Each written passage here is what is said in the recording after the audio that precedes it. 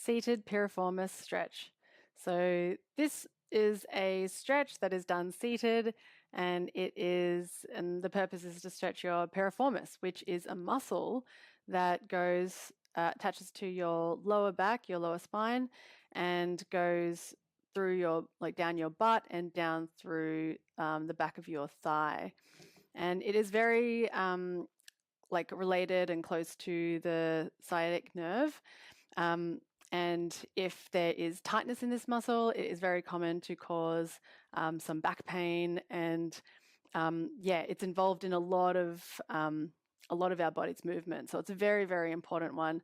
I've certainly had issues with having a tight piriformis, which has caused me, quite a bit of pain. So it's something that I do this is one that I do quite regularly.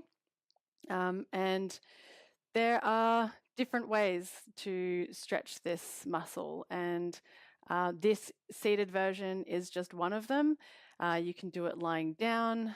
You can do one it's also called pigeon pose.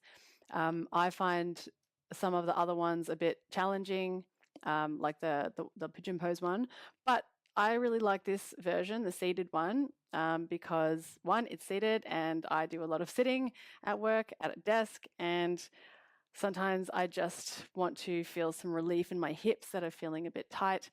So I do this one quite often. What we're going to do is we're going to cross one of our legs over the knee like this. If you can get your leg up there by yourself, that's fine. You also might need to pull it, grab it with your hands and place it there in a position that feels like as comfy as possible. Sometimes your ankle bone might be digging into the top of your leg, and that might be painful. So just find something that works. And when you're in this position, you might be feeling a stretch just by doing this movement and just by being in this position. And if that's the case, then great, feel free to stay here. But if you're feeling like you might need a little bit of an extra stretch, you can gently press down on your knee. And if you're wanting even more of a stretch, you can move forward gently. Definitely don't throw yourself forward. Just gently go down to a point where you can feel the stretch up the side of your butt and down the back of your butt. It might feel quite relieving. If this is doing nothing for you, then you might just have a bit more flexibility, or maybe this position just doesn't work for you. We all have different shaped hips that some movements work better than others. So if this one doesn't work for you, there are other versions. So feel free to try the lying down one or any of the others that we have, and feel into it. And if this one ever pops up in your program and you found that another movement works better for you, just ignore it or substitute it and pick the one that works for you, which is the most important thing. It's not important that you do this exact one, because quite a few of these stretches, they're all stretching the same thing, just in different ways.